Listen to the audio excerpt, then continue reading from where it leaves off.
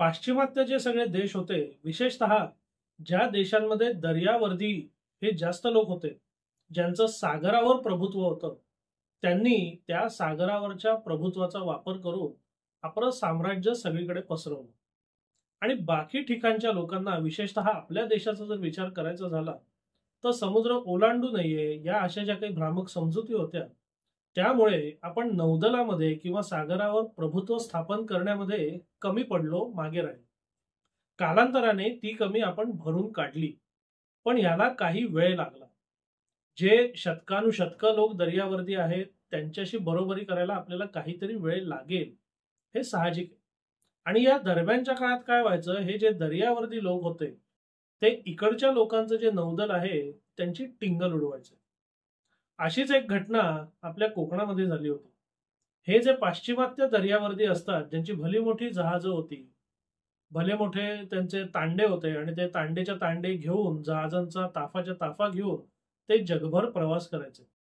आणि जेव्हा ते कोकणात यायचे आणि इकडचं आपलं नौदल त्यांना भेटायचं, तेव्हा ते त्या नौदलाचे छोटेसे गुराब किंवा छोट्याशा होड्या हे बघून त्याची टिंगल उडवायचे. ते म्हणायचे, अरे तुमचं एवढंसं छोटंसं नौदल आहे, एवढ्या छोट्याशा बोटी आहेत, छोटेसे गुराब आहेत, याने तुम्ही आमचा कसा काय सामना करणार, याने तुम्ही आम्हाला कसे पुरे पडू शकता? कुठे आम्ही दर्यावर्दी लोक आणि कुठे तुम्ही किनाऱ्यापुरतं मर्यादित असलेले नौदल असलेले छोटेसे लोक. आता असं मोठ्या एखाद्या माणसाने सांगितल्यावर ज्याचं छोटं नौदल आहे तो खचून गेला असता, पण ज्याचं हे छोटं नौदल होतं तो अजिबात खचला नाही. त्यांनी या लोकांना प्रत्युत्तर दिलं की तुम्ही दर्यावर्दी असाल, पण या किनाऱ्यावर माझं राज्य आहे, आणि या किनाऱ्यावरचं माझं राज्य राखण्याकरता माझ्याकडे जे काही नौदल आहे ते पुरेसं आहे.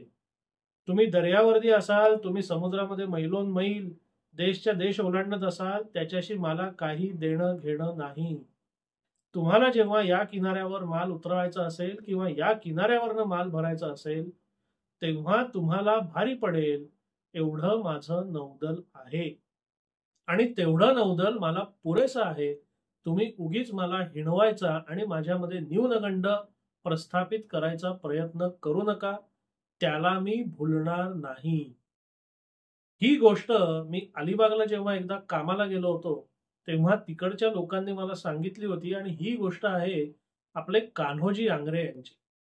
आपल्या सगळ्यांना कल्पना आहे की कान्होजी आंग्रे यांनी आपलं जी कोकण आहे किंवा तो जो सगळा सागर किनारा आहे, यावर जवळपास सगळ्या भागामध्ये प्रभुत्व स्थापन केलं होतं. म्हणजे इंग्रज, डच, पोर्तुगीज, सिद्धी या सगळ्यांना पुरून उरेल असं साम्राज्य किंवा नौदल कान्होजी आंग्र्यांनी निर्माण केलेलं होतं. त्यांचा तेवढा दबदबा होता. आणि तरी सुद्धा हे दर्यावर्दी लोक, जो माणूस आपल्याला भारी पडतोय, त्याच्यामध्ये न्यूनगंड रोपायचा प्रयत्न करत होते, जेणेकरून एकदा का माणसामध्ये न्यूनगंड आपण जर प्रस्थापित केला, तर त्या न्यूनगंडाने तो माणूस खचून जातो, आणि आज जो आपल्याला भारी पडतोय तो उद्या आपल्या समोर दुबळा पडू शकतो. आता ही गोष्ट खरी आहे किंवा खोटी आहे या संशोधनामध्ये न जाता, या गोष्टीमधनं जो संदेश आहे किंवा या गोष्टीमधनं जे शिकण्यासारखं आहे ते आपण शिकलं पाहिजे. कारण न्यूनगंड हा आपल्या सगळ्यांचा सर्वात मोठा शत्रू आहे. आणि न्यूनगंडाचे दोन प्रकार असतात. काही वेळेला आपला आपल्यालाच न्यूनगंड असतो, किंवा काही वेळेला इतरांकडनं आपल्यामध्ये तो रुजवला जातो, रोपला जातो. जसं या प्रकरणामध्ये झालं की जे मोठे दर्यावर्दी होते त्यांनी कान्होजी आंग्र्यांमध्ये न्यूनगंड प्रस्थापित करायचा प्रयत्न केला. आणि न्यूनगंड प्रस्थापित कसा केला, तर आमचं साम्राज्य किंवा आमचं नौदल खूप मोठं आहे आणि त्याच्या समोर तुमचं नौदल अगदी छोटं आहे. वास्तवामध्ये कान्होजी आंग्रे काही दर्यावर्दी नव्हता, त्याला काही देशोदेशी व्यापार करायचा नव्हता. कान्होजी आंग्रेच्या नौदलांचं सागरी किनारा आणि त्याची सुरक्षा एवढंच काम होतं, आणि त्याच्याकरता ते नौदल पुरेसं होतं हे त्याला माहिती होतं. म्हणून दर्यावर्द्यांचा किंवा पाश्चिमात्य लोकांचा त्याला न्यूनगंड किंवा त्याला हिणवायचा प्रयत्न अपयशी ठरला, आणि म्हणून कान्होजी आंग्रे यशस्वी ठरले. आपल्या बाबतीत सुद्धा असंच होत असतं. आपलं आयुष्य काय, आपल्या गरजा काय, आणि त्या अनुषंगाने आपल्याकडे सगळी साधनं आहेत किंवा नाही, हे जास्त महत्वाचं आहे. कोणीतरी मोठा माणूस त्याच्या आयुष्याच्या अनुषंगाने आपलं आयुष्य किंवा त्याच्याकडच्या साधन संपत्तीच्या अनुषंगाने आपली साधन संपत्ती फारच छोटी आहे असं सहज किंवा मुद्दामून जेव्हा बोलून जातो, तेव्हा कळत नकळतपणे आपल्यामध्ये न्यूनगंडाची भावना निर्माण होते. आणि ही न्यूनगंडाची भावना एकदा निर्माण झाली की ती हळूहळू वाढीला लागते आणि अंतिमतः आपल्या नाशाला किंवा आपल्या नुकसानीला कारणीभूत ठरते. म्हणून जेव्हा जेव्हा असा न्यूनगंड तुमच्यात स्वतःहून निर्माण होईल किंवा दुसऱ्याकडनं तुमच्यामध्ये न्यूनगंड निर्माण करायचा प्रयत्न केला जाईल, तेव्हा स्वतःला या कान्होजी आंग्रेच्या गोष्टीची आठवण द्या आणि एक प्रश्न नेहमी विचारा की समोरचा मोठा असेल तर ठीक आहे, त्याच्या मोठेपणाने मी काही छोटा होत नाही.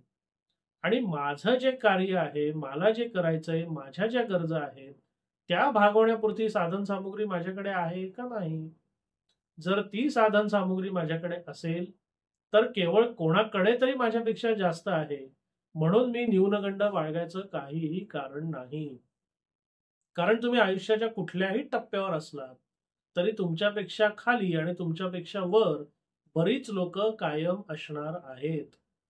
त्यामुळे कोणत्या गोष्टींचा न्यूनगंड बाळगायचा आणि कोणत्या गोष्टींचा न्यूनगंड बाळगायचा नाही याचं भान आपल्याकडे असलं पाहिजे.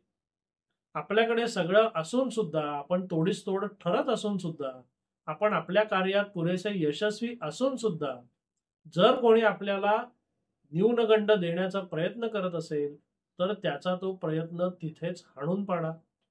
आणि अशा वेळेला नेहमी ही कान्होजी आंग्रेंची गोष्ट आठवा. या गोष्टीतनं तुम्हाला न्यूनगंडाशी कसं लढायचं हे अतिशय चपखलपणे आणि योग्यपणे कळेल. आपल्याला हा व्हिडिओ कसा वाटला अवश्य कळवा. धन्यवाद.